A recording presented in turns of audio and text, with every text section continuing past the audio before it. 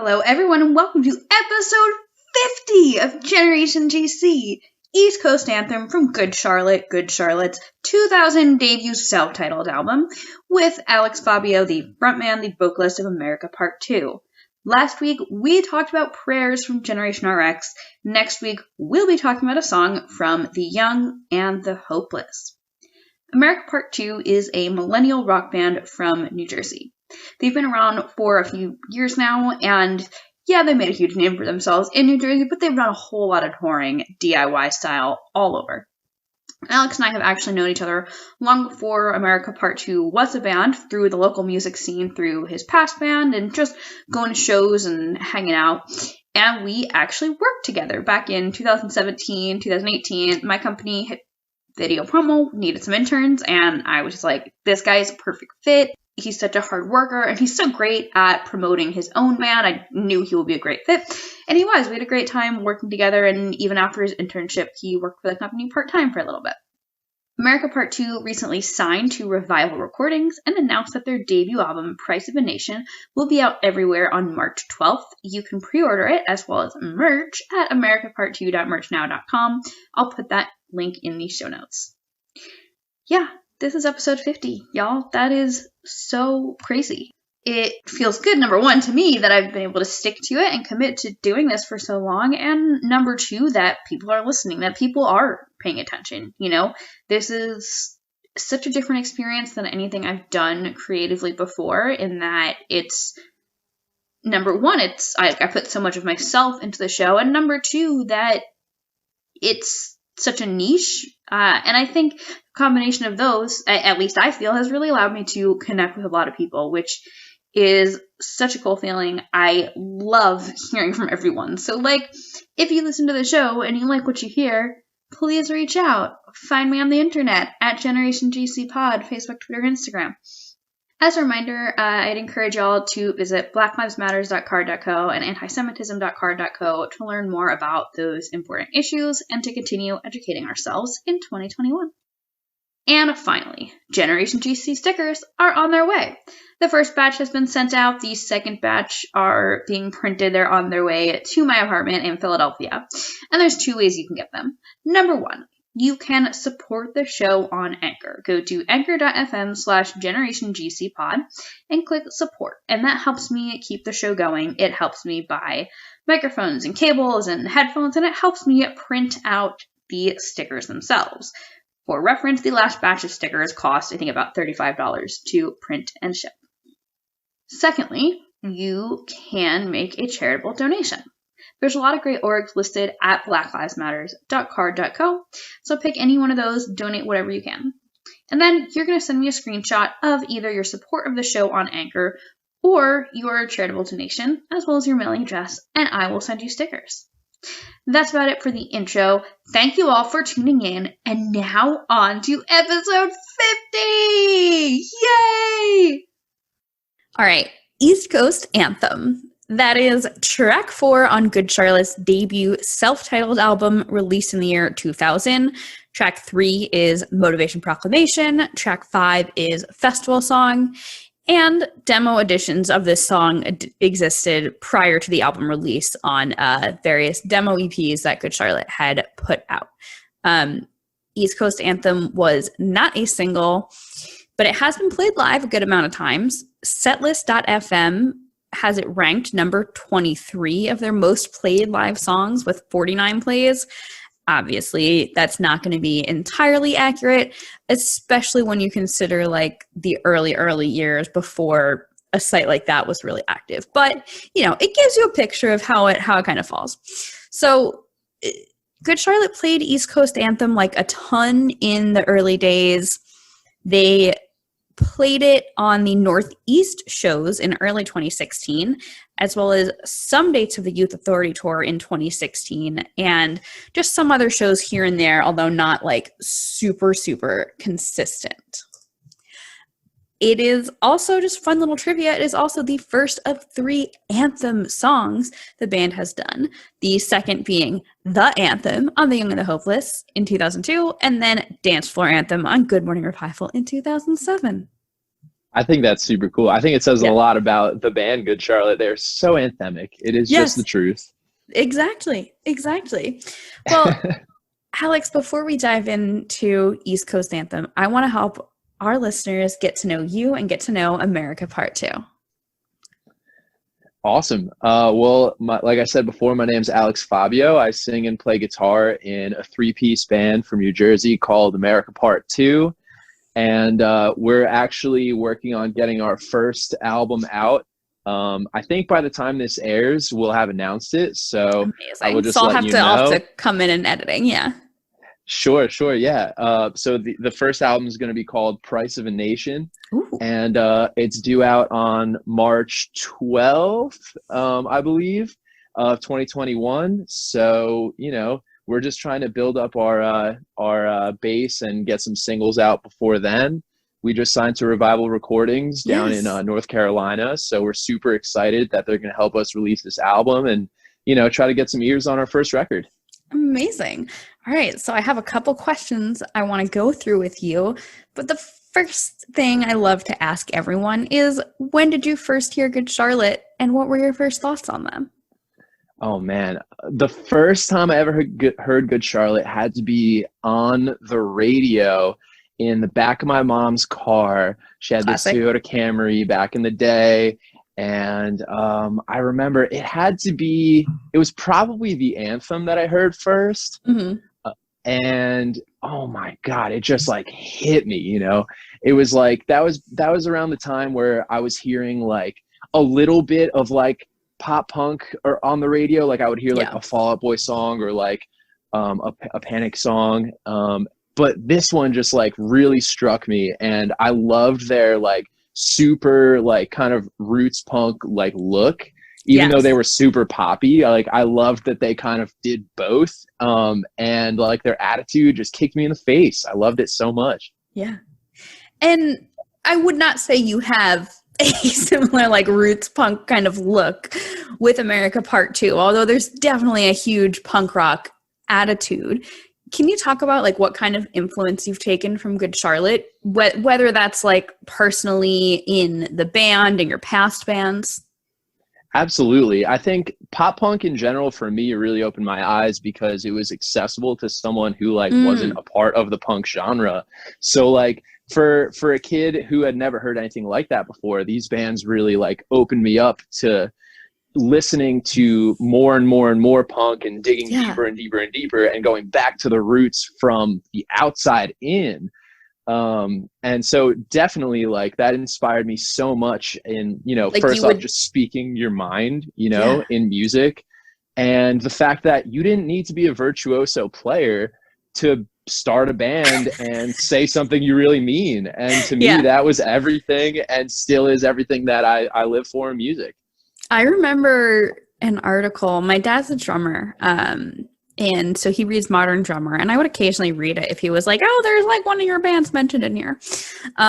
Even though I don't know anything about drumming, but there was this whole article once that I'm like vaguely remembering about how punk drumming is not actually that easy, like defending punk drumming and the, that punk drumming, because I guess punk drumming has a reputation for being easy, but punk everything has a reputation for being easy, but it's not easy to play three chords when you mean it that hard and you're playing it that fast. Yeah, definitely. So you had just signed to Revival Recordings. So how did that happen? How did you connect with them? Well, we had been dropping singles and touring for like the first 2 years or so of our band's existence. So we had started to kind of make like a little bit of a name for ourselves in the local scene and just like the East Coast. We had a couple hot spots of like friends and new fans in like the Midwest. And, we were starting to kind of build a little bit of a base for ourselves. And we had dropped 3 singles, and eventually our manager, Dim Entertainment, our management was starting to reach out and just talk and just kind of see if anyone was interested. And originally we didn't even really want to sign with anyone, to be honest. Really? We were kind of thinking like, well, labels are so passé. They had their time. Like, we're in a moment in music history where we can just do it ourselves and we'll probably be better off. So we had actually been saving up money at our day jobs for months and months and months to essentially put out our album all by ourselves and give it the same kind of love and funding that a label would have. We were ready to buy our own vinyl and do our own merch and all this stuff.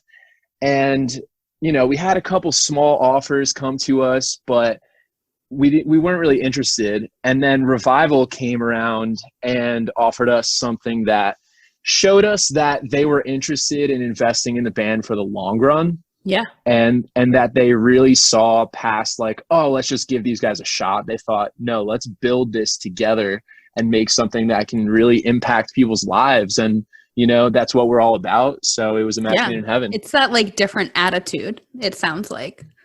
Yeah, you just know, you know, when you're talking to someone and they actually believe in what you're doing. Oh, yeah. And Alex, you know, this will be mentioned in the intro, but, you know, Alex, you know this with Andy Gessner, you know, he can absolutely tell when he believes in a client and he wants to work with people that he believes in because it's better all around, I think. That's right. I mean, that's absolutely right. I think Andy has one of the greatest qualities you can have, which is like, he has said no to clients that he thinks he can't do the right job for, which I think is so important. That happened today. You know, we had a call today where it was mentioned that, yeah, we might have to say no to something that could be great, but, you know, just might not be the right fit. Yep. Super important. So since you signed to Revival Recordings, you put out Split 2020 and Freedom. And I was watching the Freedom video a couple of times. It's super trippy. But I have to ask, how did it come about that Mr. Freddie was the one that was going to get, like, tied up? Like, did he volunteer? Like, what? Listen, Freddie's the actor in the band. Okay. Everybody has their roles, but Freddie's the actor. He was in GQ magazine actually as a child. Bruh, really? Yeah, he was. And so, you know, he's very comfortable around the camera. And I had come up with the general concept for the video, but like, I'm not a very good actor. Like, I'm fine on camera, but like, you know, Freddie can actually somewhat act. So he was just the obvious choice to be the main role in something that had like a lead kind of position, you know? Yeah. I love it. I mean, I love the video. The whole concept it's just so trippy. It's out there, but it sounds like it was relatively like planned out. Yeah, it was. I think that's kind of a misconception that happens often with things that we do is that like people often times have a hard time kind of like pinning what we do down, whether it be like putting, you know, saying like this is XYZ type of band or whatever. And I love that. I like making people kind of question everything that they're doing and seeing, and maybe it'll make them look in the mirror and question their own lives. I kind of like that. I feel like that's exactly what you're trying to do with Freedom. Sure. Yeah. I mean, that's the thing. The song is called Freedom, and to us, it really does represent sonically what freedom sounds like, and just pure, unadulterated, just fucking all the way, full throttle, letting go of everything that holds you back. I get sonically from that song, I get like, I mean, definitely visually some like 60s, like real, you know, trippy, you know, maybe substance effects. And musically, I get like late 90s kind of chill alt rock mixed with like mid 2010s basement show DIY punk. Well, that's the most beautiful thing I've ever heard. Love it. Thanks. You're welcome. So America Part 2 is no stranger to the DIY scene. And this year, the year of COVID-19, you got to be kind of pioneers. Did the first, I think this was the first drive-in show in New Jersey in May in Toms River. And then there was like an outdoor socially distant show where it was like, you know, two or three people at a table or something like that in Long Branch. So how did those come about? Did you know when you were doing that Toms River show that it would be like the first drive-in show in Jersey?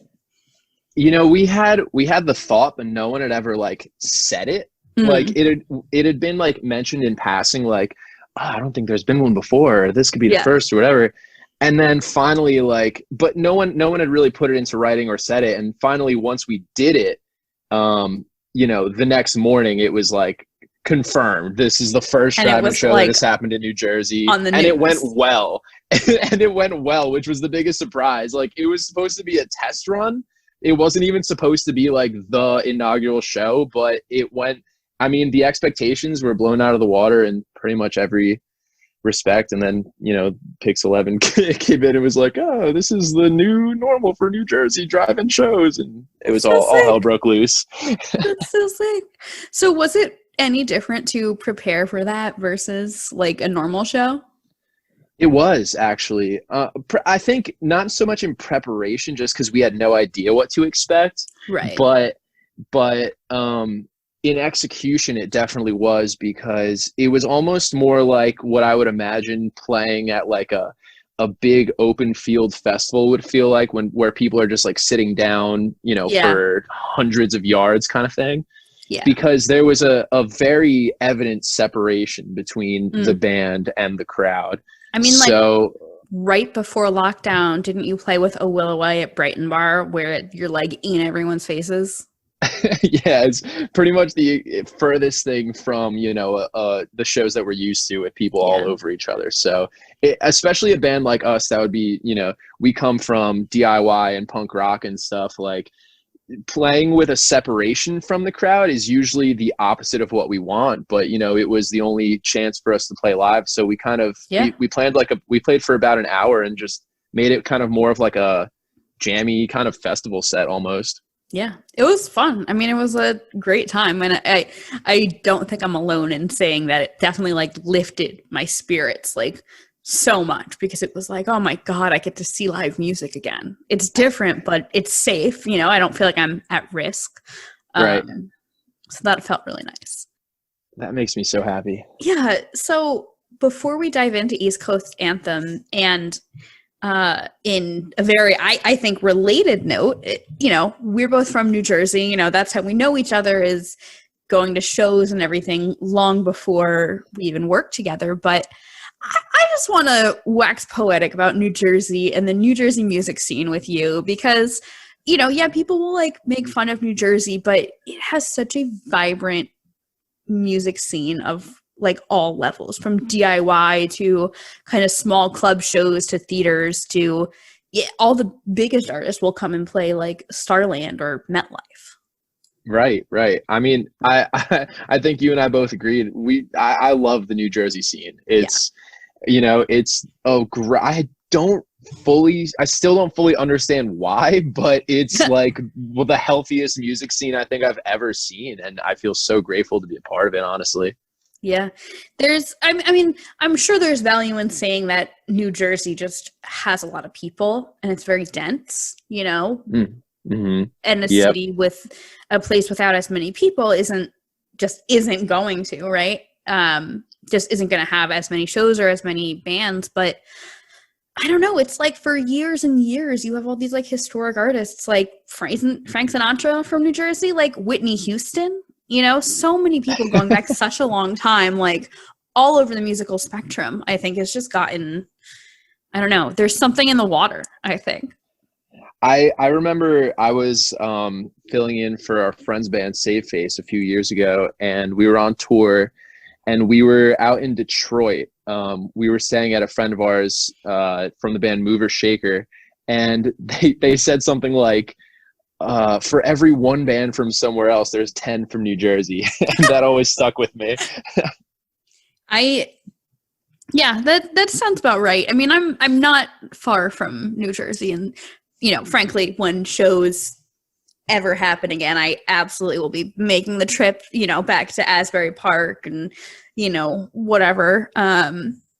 But there's so many bands coming out, and, you know, I have to give a shout out to a WOWOW, who like just, I think they're a great example of how welcoming the New Jersey scene can be, because they came from not that far away, but a couple hours away in Connecticut, Naugatuck, and New Jersey just developed such a love and like made the whole like Central and North Jersey scene like a home away from home for them. Absolutely. So cool. They're a Jersey band in my mind. And I think in a yeah. lot of people from Jersey's minds that they feel like they're a Jersey band for sure. I remember talking to them once, like, yeah, like I really want to come up and see one of your hometown shows in Connecticut. And Ford literally said, like, you've seen us in New Jersey, it's better. and you even have like Taking Back Sunday and All Time Low that would both do the holiday shows at Starland. Yeah. Oh my God, the best. So many. I mean, we could talk about New Jersey forever, but let's talk about East Coast Anthem. Alex, I'm so happy we could do this, but why did you want to talk about East Coast Anthem in particular? I mean, East Coast Anthem, it's just built in. I mean, I think this is the most appropriate song for us to talk about. Yeah. Because, I mean, both of us being from New Jersey and this song just preaching about like being someone from the East Coast that just doesn't fit in really anywhere.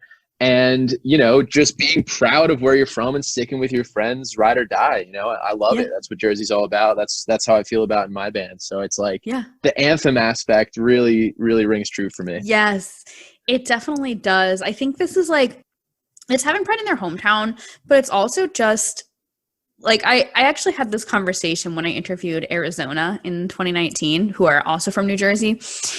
And we just had this conversation about, you know, if you're from like the Northeast, you just have a little grit that people in other places just don't have, you know? And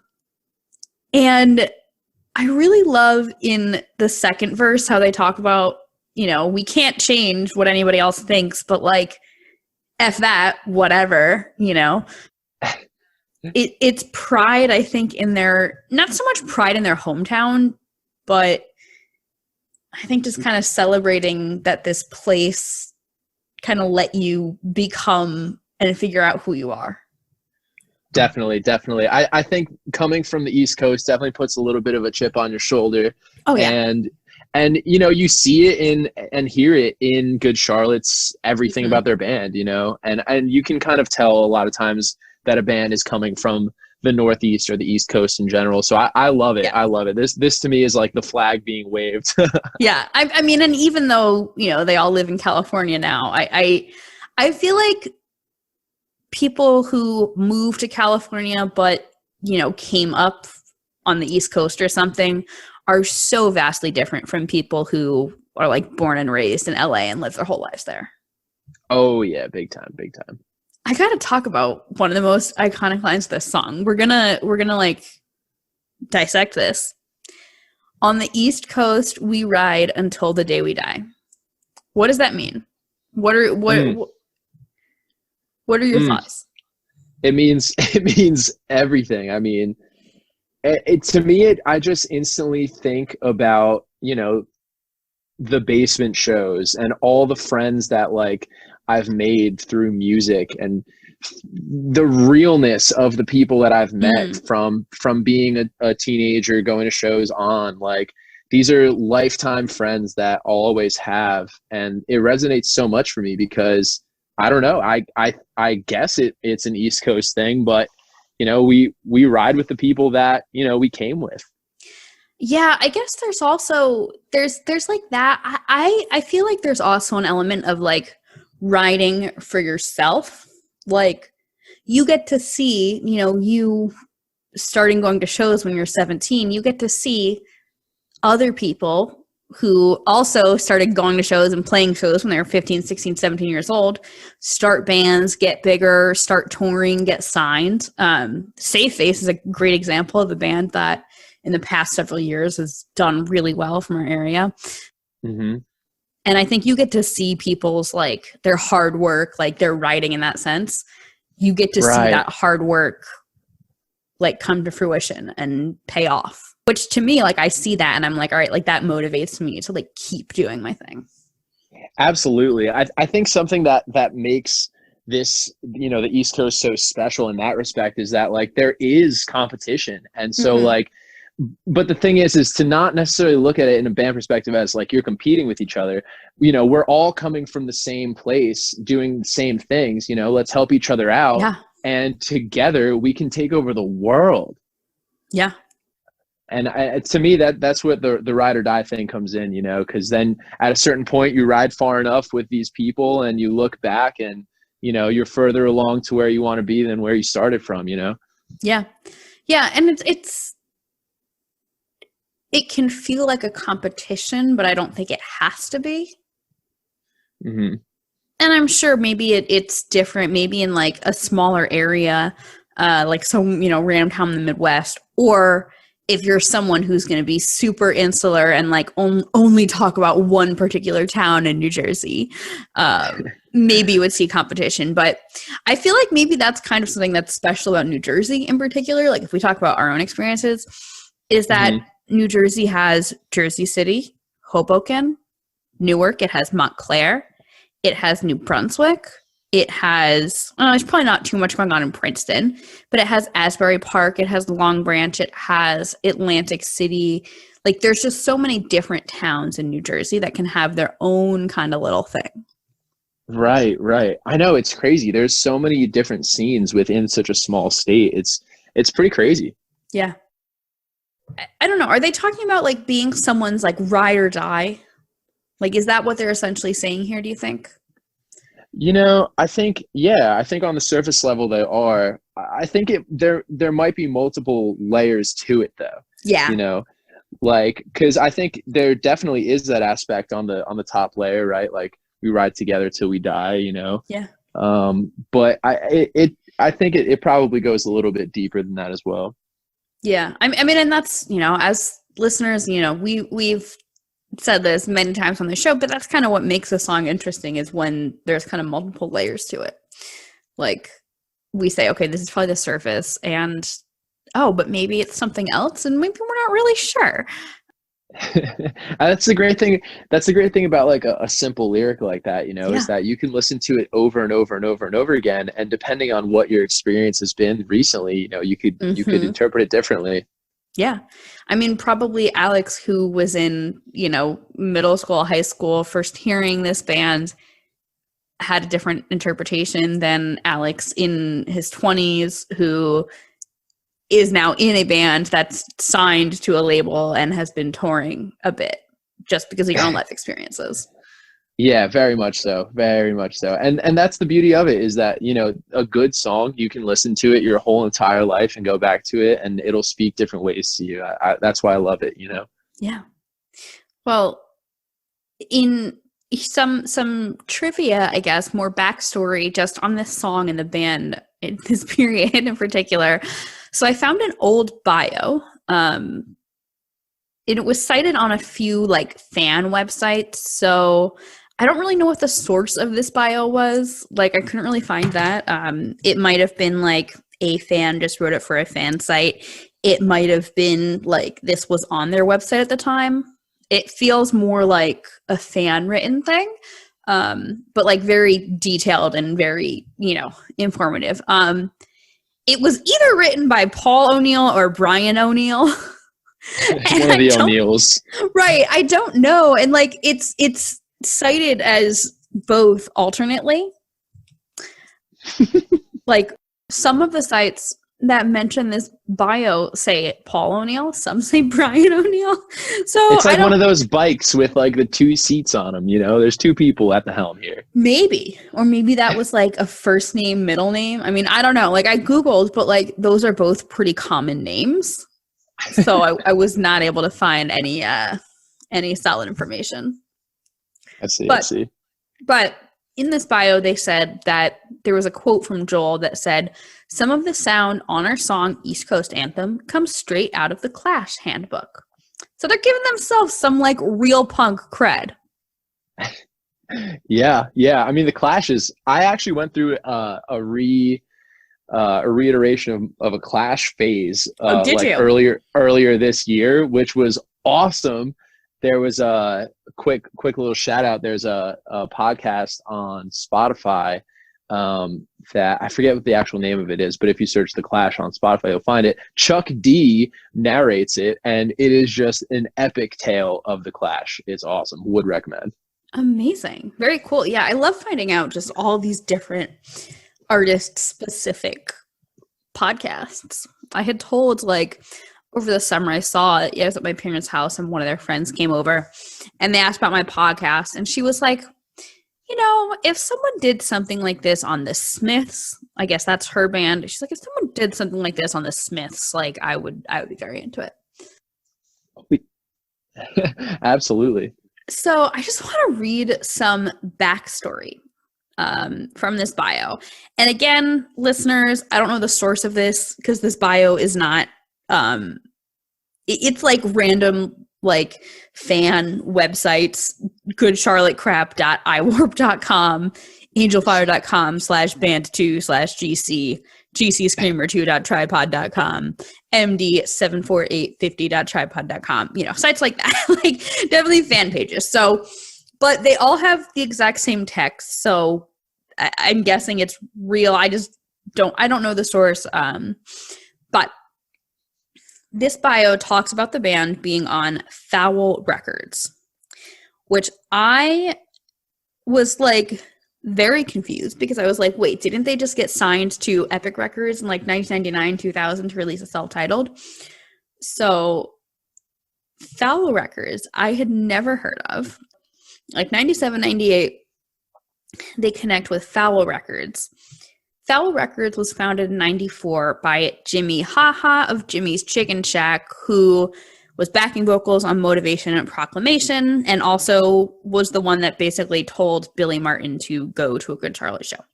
So as Good Charlotte was kind of picking up pace around Waldorf, La Plata, where they were from, and picking up steam in Annapolis, DC, Baltimore, they had a song, I Heard You, on the Foul Family Foulbum. I don't think they were signed to Foul Records. The Wikipedia for Foul Records does not list Good Charlotte as an artist. There's not a lot of info on Foul Records on the internet, but I don't think they were signed to Foul Records. I think it was like they had that song on the Foul Family Foulbum, which is their compilation. This bio also mentions a bootleg. So Good Charlotte would frequently play a Christian coffee house in Waldorf called My Brother's Place. And apparently rumor has it that they eventually got banned because they would just get so packed. The place would get so packed with Good Charlotte fans who would clear out after their set, leaving like 12 people for the main stage. Or for the main act, which is classic, fantastic and hilarious. Yeah. So his bio is saying that they came back for a show at My Brother's Place and released this bootleg CD, which included East Coast Anthem, I Heard You, Screamer, Complicated, I Don't Want to Stop, Chained, and Let Me Go. It was not clear from this bio if this bootleg was a Foul Records release. But I don't know. They're just like, there was not a whole lot of citations, not much on Foul Records. But I was like very shook finding that out because I was like, oh my gosh, a record label Good Charlotte was associated with like before the big major label signing. But I mean, yeah, it sounds to me like it was probably one of those like classic, you know, kind of local label situations where they were just kind of helping each other out, you know, like, oh, like we'll put one of your songs on the compilation. Yeah. Oh, great. You know, maybe they did help them kind of print the tapes, possibly, maybe not. Who knows? Yeah, I know. Who So knows? many unanswered questions. The world may never know. I know. I'm just like, well, I found this like little bit of information I hadn't heard, but now I just have more questions. Yeah, exactly. I mean, I do feel like if they were ever signed, like properly signed to the label, that Foul Records would probably be like proudly presenting that whatever you could find from them, because Good Charlotte did quite well. Yeah. There's just like not much on Foul Records. Like I really did not find much beyond like a Wikipedia page, and like you can find that Foul compilation, the Foul Family Foulbum. You can find that on I love that. Yeah, you can find it through Amazon US and through Amazon Japan. So it still exists and can be purchased. Yeah, I didn't necessarily get the vibe they were signed to Fowl, but like some other, as I'm searching and like trying to find the source of this last night, some fan sites also quoted Good Charlotte was on Fowl Records when they first started out, which kind of seems like they just took that as trivia, like, deduced it, like dialed it down from this bio, like just got, oh, Fowl Records. It's a great game of telephone, you know? Right. For all we know, there was never a Fowl Records, and this bio just got written that mentioned it. Hey, but that's the beautiful thing about scenes, local scenes and stuff like that, is that like these things do come and go very quickly. And, you know, whether it be like a local label or like a DIY venue, like the church that they were playing at and stuff like that. That's the beauty of it and the beauty of the moment, because, you know, it happens fast. I mean, and it seems like they definitely still have pride in Maryland/DC. It's on my serious bucket list to like see them play a hometown show whenever that were to happen again. But they still, you know, despite being like rich and famous, it seems pretty clear to me that, like, especially doing that benefit show in Annapolis a few years ago, they definitely still have like a strong connection to where they're from. Mm-hmm. Yeah, it seems so, for sure. That story about them getting apparently banned from this coffee house is very funny to me. Yeah. I apologize. I said church before. I meant coffee house. Well, it was apparently a Christian coffee house. So right, that's what it was. And I'm kind of like, definitely Good Charlotte's music is like, I guess, mostly appropriate for that. Like, they don't tend to curse a lot, especially in the early stuff. But I do wonder, like, what were they dressed in? Did they have tattoos yet when they're playing in like a Christian coffee shop? Like, because like Good Charlotte that you were mentioning, the one you heard the anthem that was like all roots punk in their appearance. I don't know if that would have been approved for like a Christian coffee house, but you know, weirder things have happened. True. The type of shows that I've seen in totally unorthodox places like that, you know, you would think that it would never happen, but it does. I saw Missio play at a First Unitarian Church in Philly last year, May 2019, not long after their album came out. And they played their song Middle Fingers in a church, and people like held their middle fingers up. So yeah, exactly. I mean, I being a part of the DIY scene, you see that kind of stuff all the time, because it's like, all right, what kind of like corner or hole in the wall can we, you know, shove some bands into and have a good time, you know? I remember going to a show at Blackburn Hall in Watchung. I don't know the name of the actual church, but it was a church DIY space, and talking to, I don't know if he was like the youth pastor or something, but like some like religious staff there. And he was just like, he was so friendly, and he was so like, didn't really know what this was, but he was like so about it, because I think he could see that this was just like a very positive thing for people. That's beautiful. I'm glad that, you know, they actually, you know, took it for what it really is, because on the surface it can seem like it's this kind of like fuck everything, bye, you know, but really it's a great alternative for young people to get into, other than like doing drugs or, I don't know, running away from home and doing fucked up shit, you know. Yeah, it can be a really healthy outlet for people, especially since a lot of those places will. And not to say it stops everyone, because people will go in the parking lot, but having a space where oftentimes those spaces are like no alcohol allowed, you know? Sure. Kids a really good opportunity to like have fun in a, you know, safer way. Yeah, definitely. And especially because a lot of them are like churches or coffee houses or whatever. And being all ages shows, oftentimes you can't really serve alcohol, so it definitely is a healthy way to get your kicks out. I mean, you got to get your kicks out one way or another as a kid. Oh yeah. Well, Alex, do you have any like memories or stories that you want to share about East Coast Anthem? You know, I just remember listening to the first album when I finally got into the band after hearing them on the radio, And East Coast Anthem always felt to me like I was walking down the street or at school with my headphones in, just listening to this story that I felt like I was living, you know? And that for me is definitely a vivid memory, listening to Good Charlotte. I love that. And I've blasted this song like at home plenty of times, but it always feels like you're just kind of like walking down the street in your neighborhood in whatever East Coast town or city you live in, and just blasting this in your headphones. It just feels like exactly that right. song. That's exactly right. I mean, like I always had that kind of feeling, like a lot of people do that end up in music, like they don't fit in anywhere. And I felt like I didn't fit in anywhere. You know, I'm a first generation American. And so my mother's from Greece, my dad's from Colombia. And I would go to school during the day, and it would be one life. And then I would come home and it was a completely different experience. And so I felt like an alien growing up. So like having a band like Good Charlotte to tell me, like, you know, I'm also completely a fucking outcast, and I'm fucking rocking in this band and we're killing it. To me, that was like the Bible, you know? So I appreciated it so much. I think it does, at least for me, it does a lot for my confidence hearing that. Like hearing that you could be an outsider and that was okay. Yeah, exactly.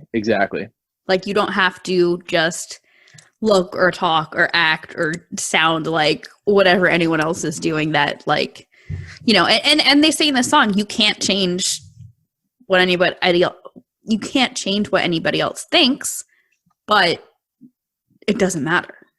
Like it doesn't matter. Keep writing until the day you die. Exactly. I always like to talk about what other Good Charlotte songs a track relates to. And I think this one pretty clearly relates to Waldorf Worldwide in terms of talking about their, you know, location and hometown. But it also makes me think of just anything they've done about not fitting in. So like Little Things, I Heard You, The Click on this album. And then you go to the next album, and I think it relates a lot to the anthem, you know? Obviously, the anthem doesn't have that, like, geographic component, but the anthem, I think, was so huge on just not wanting to fit in. Definitely. And I think it relates to the whole catalog, because to me, Good Charlotte, like the meaning of the band is almost that, like, it's okay to not fit in. Like, you can be fucking sick in your own way, and that's okay, you know? Yeah.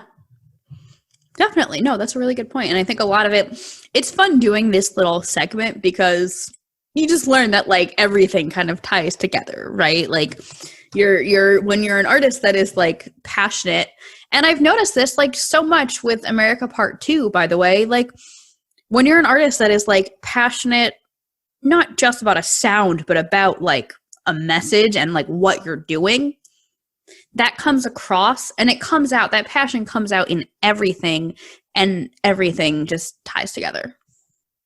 Yeah, definitely. It's like, you know, at a certain point, like you can tell when an artist is doing it for, you know, either selfish reasons or doing it, you know, for a greater reason, like really just like almost like channeling this energy through them that is palpable in a room. Yes. You know?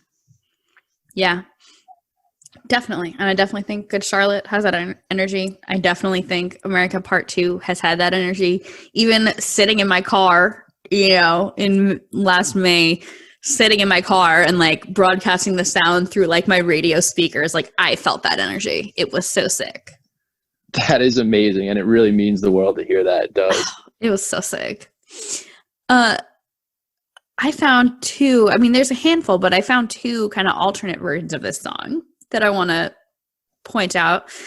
There's an 8-bit arcade version. And there's also the Vitamin String Quartet cover.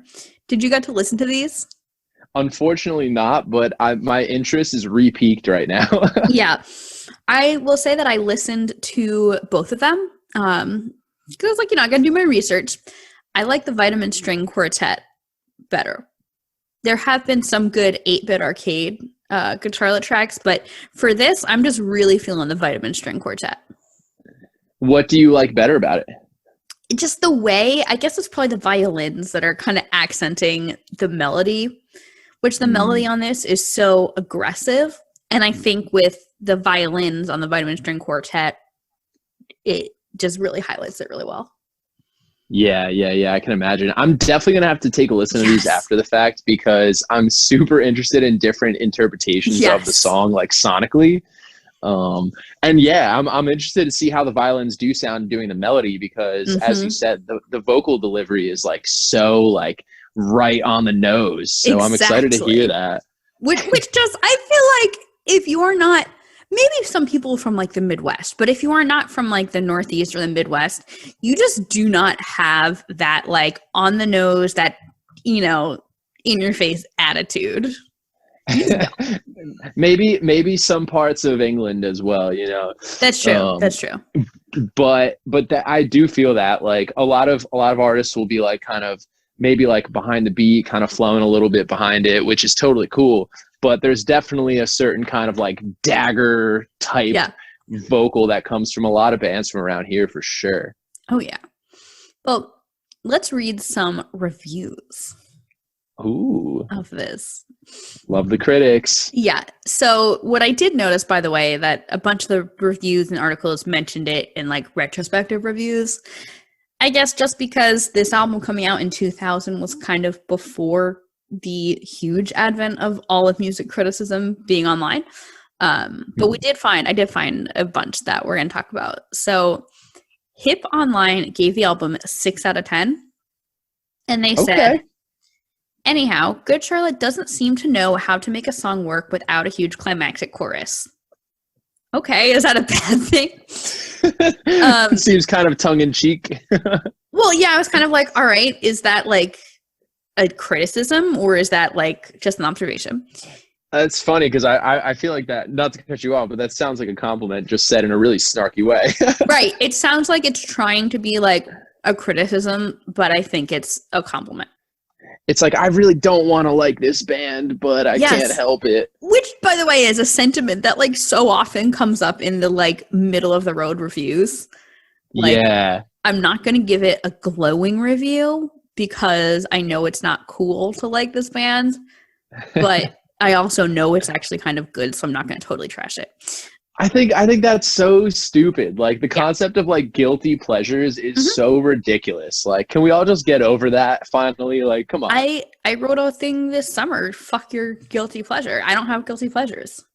That's fantastic. Thank you for putting that into the world. Yeah, I'll text it to you after. But yeah, no, I like something or I don't. And if I feel bad about liking something, I examine why. And if it's like, oh, this is problematic and harmful, I stop engaging in that. And if it's like, oh, I'm just like have internalized misogyny, then I say fuck that and I just like it.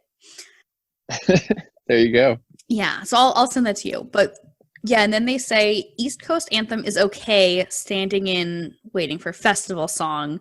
Blink-182 has brought the punk wussy pop song back to the front of our minds, clipping bills out of our pockets. Good Charlotte has no worries about pulling the same stunts. That is fantastic. I feel like that's someone that just hates pop, like not even hates pop punk, but hates that pop punk is popular. Yep.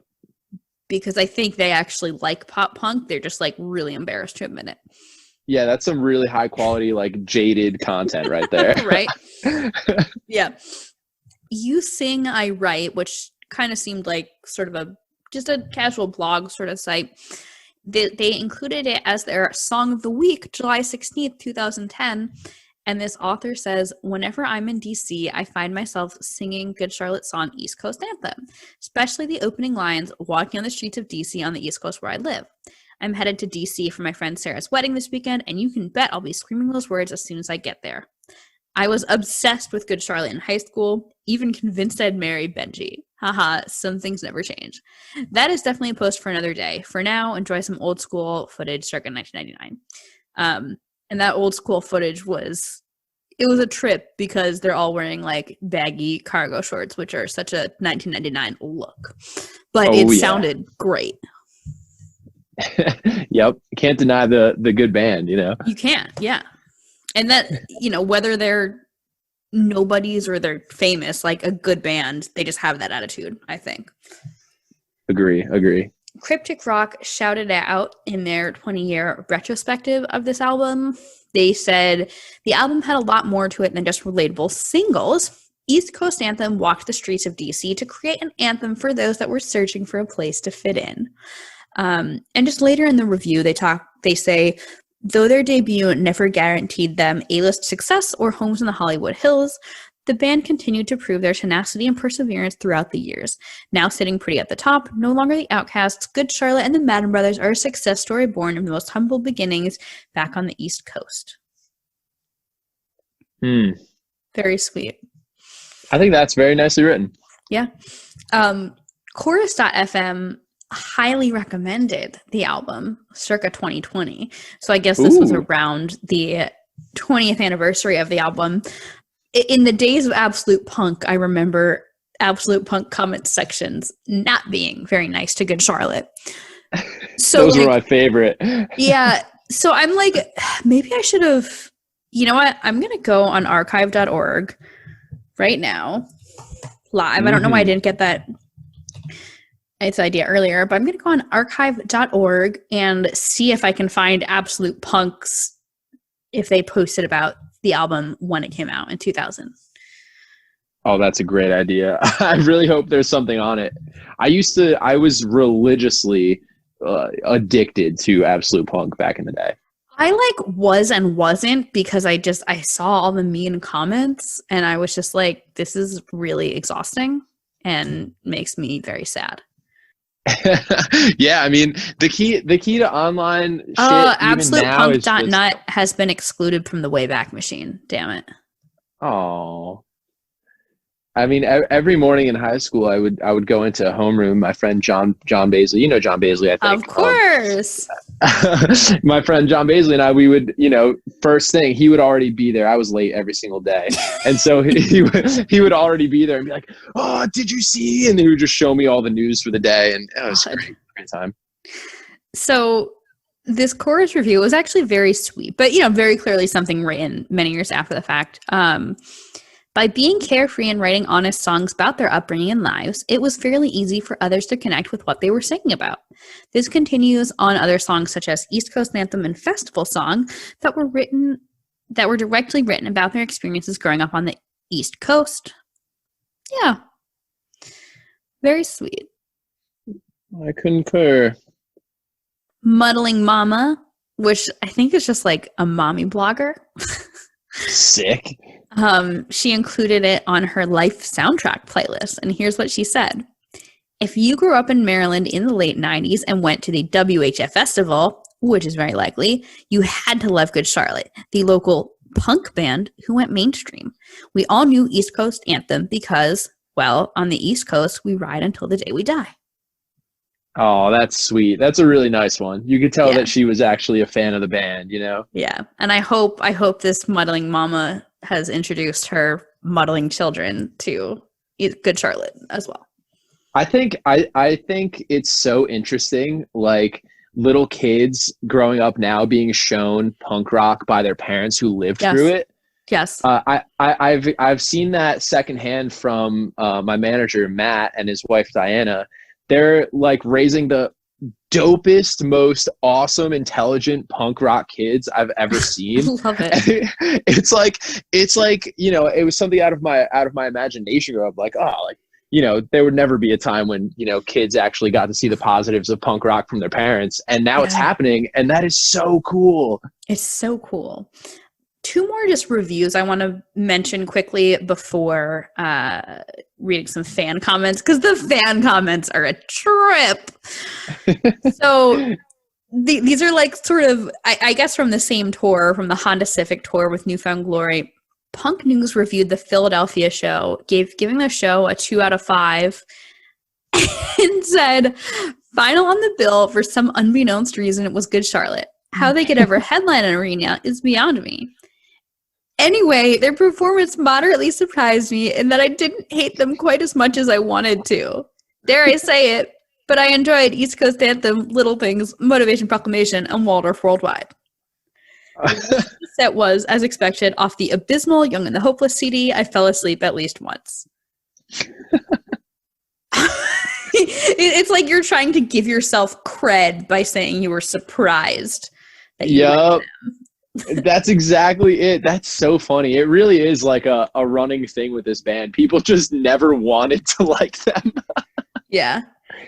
Dude, that says so much about the actual quality of the band, though, because if so many people tried to tear them down, but they still succeeded from a fan base, I mean, that's beautiful. Well, and it's like they definitely have casual listeners, right? But they have a lot of dedicated fans. And it also says, I think, a lot about their characters as individuals that you just like keep going. You know, they ride until the day they die, you know, like they just really have kept going. Because I think you can't foresee anything. Like Right. So then there was this Adobe review of that, I believe that same tour, April 2003 at the Eagle Ballroom in Milwaukee. Though weighted more heavily toward material from The Young and the Hopeless, Good Charlotte also played plenty from their self-titled 2000 debut, including East Coast Anthem. They just mentioned that throughout, lead singer Joel Madden leaned over the crowd from center stage while his twin brother, Benji, in parentheses, hair dyed in a pink and black leopard motif, rocked out to his left. You know, I just had to include that little anecdote that mentions this song. Also, the fact that two brothers were in this band, like, already being in a band is this kind of bond that feels like your siblings. I can't imagine already having that kind of connection and being in a band. Like, that must have been simultaneously, you know, their secret weapon and their Achilles heel. Yeah, definitely. Let's read some song meanings comments. So, like, there are a bunch. I won't read all of them because there's a lot. But, you know, the thing about comments from songmeanings.com is, like, you kind of have to read a few because you kind of have to get the picture of people interacting. Because every time, or many times, people interact in these comments and they kind of reply to each other. And there is, you know, as we just talked about, a band that can be divisive, you know, there's differing opinions. So the first one we'll mention is from, I'm not going to read this username out loud because it's not a word that's appropriate to say, but our word sloth. So Sloth says, this is Good Charlotte ultimate poser anthem. If you haven't realized how much they suck, then I guess you haven't heard this song. And then Digital Stitches replies, whatever, Sloth. This song still kicks ass, good melody, blah, blah, blah. Bohemian says, you know, I love this place. I find loads of random bands that I love. The start of this song sounds like an Oasis song. Okay. I sort of see it, and I know the twins are into Oasis. Yeah, it's like in the general kind of poppier rock thing. Yeah. Sure. Although I will say, and we could go on a whole rabbit hole of this, but, like, you know, whereas Noel and Liam Gallagher quite famously don't get along, Benji and Joel Madden, I believe, are still best friends. You know, per interviews in 2018, they were, you know, talking about how they were best friends, and I assume they still are. Necessity says, Snickers, favorite song. Yes. On the East Coast we ride until the day we die. I can see the quality just bursting out from the scene, it seems. Woo! But that's also, like, I don't know, making something simple is, like, actually kind of hard, I think. I totally agree. I mean, like, in order to make something that simple, you know, ring such a hardcore bell for everybody is a tough job because you're constantly teetering the line of absolute corn and like exactly what people need to hear. Yeah. And definitely some of their stuff is pretty corny. Sure. But, like, all right, did you write that? No. You wrote some stupid comment on songmeanings.com. Yeah, at least they had the balls to put it out. Exactly. We're going to read a couple more comments from Song Meanings. Cholo says, in all honesty, I think Good Charlotte are a bunch of punk poser sellouts, MTV puppets to be exact. But I must say, the melody to this song is pretty catchy, but the lyrics suck, though. There's another one. I don't want to like this. I hate them more than anything. But, you know, this melody's kind of catchy. Yeah. So we're going to read 2 more. Like I Really Care said, I love this song. There's better songs, but still, it's so real. It reminds me of my emotions sometimes. People don't like the way I walk or talk or anything. You can call GC posers, but really, who cares? Like Benji said on the DVD, it's just music. They're just being themselves, and that's the important thing. You know, that sounds like it took a lot of heart for that person to write.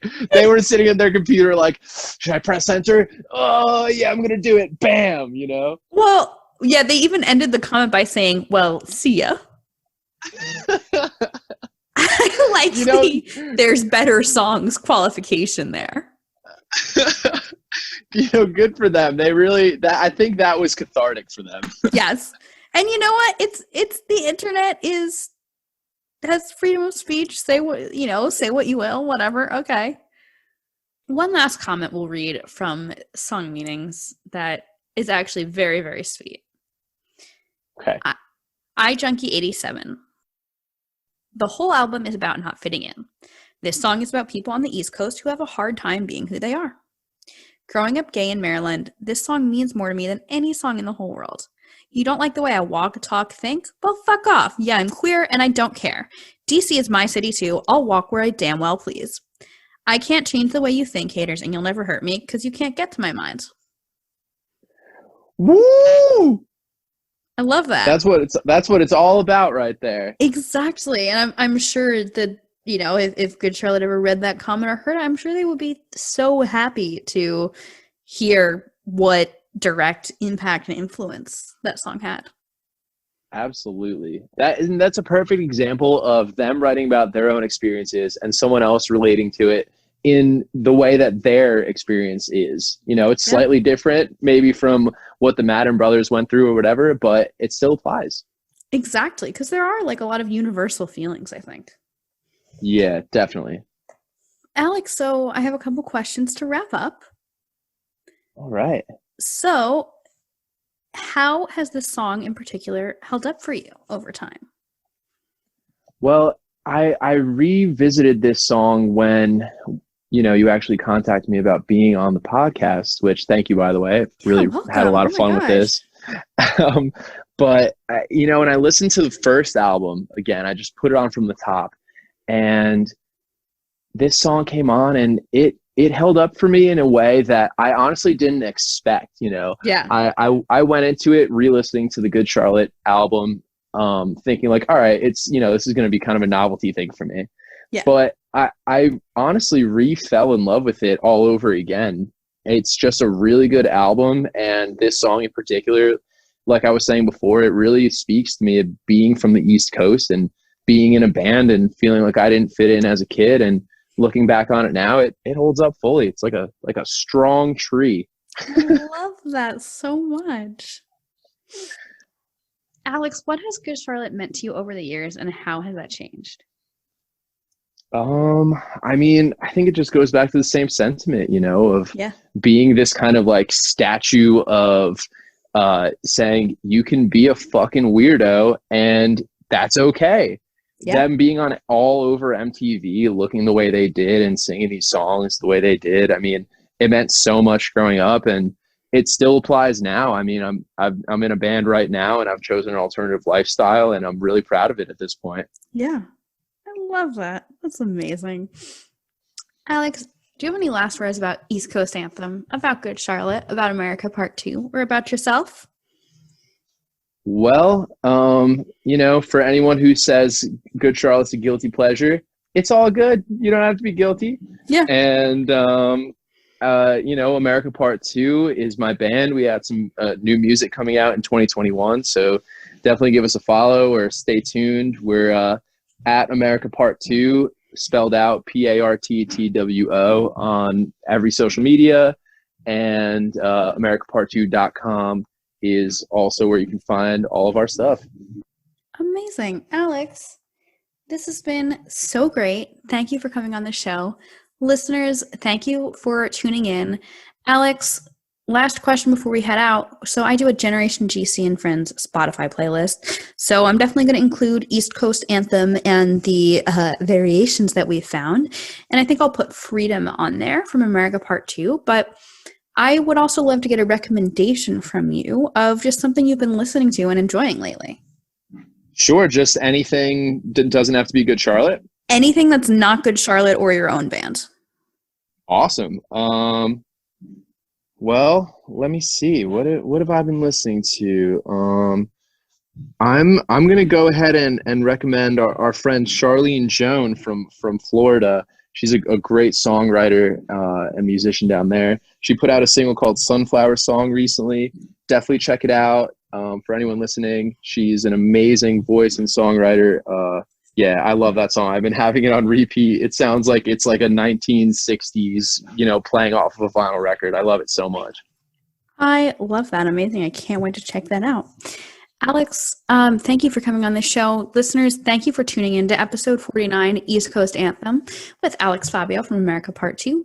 Last week, we talked about prayers from Generation RX. Next week, we'll be talking about a song from The Young and the Hopeless. My name is Molly Hudelson. I've been your host. You can follow Generation GC at Generation GC Pod, P-O-D, on Facebook, Twitter, and Instagram. And you can follow me, Molly, at M Hudelson, M-H-U-D-E-L-S-O-N, on Twitter and Instagram. Thank you for tuning in. Please make sure to follow the show, subscribe to it on iTunes, Spotify, etc., so you hear the new episodes as soon as they drop every Wednesday. Thanks for tuning in.